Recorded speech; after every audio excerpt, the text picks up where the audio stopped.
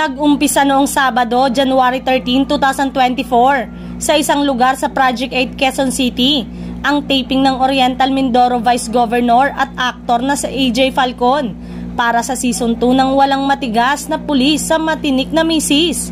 Ito ang sitcom na pinangungunahan ni Senator Bong Revilla na muling mapapanood sa GMA7 simula sa February 4, 2024. Inaayos ng mabuti ni EJ ang kanyang schedule para matiyak na hindi magiging sagabal sa kanyang mga obligasyon bilang vice-gobernador ang kanyang showbiz commitments, tulad ng tapings ng Walang Matigas na Pulis na isang Sunday primetime program ng GMA7.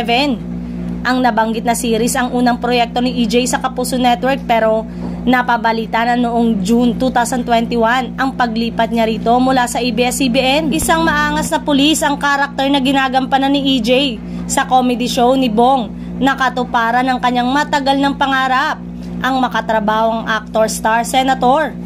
Very proud na makawork po si Senator Bong and looking forward ako sa mga eksena namin together na ang daming mga fight scene. Makaraan ng 3 dekada, si EJ ang napili para magbida sa television adaptation ng Dugong Buhay na napanood sa ABS-CBN. Kaya isang pangarap na natupad na makatrabaho ni EJ ang original star ng movie version ng action drama series na kanyang pinangunahan.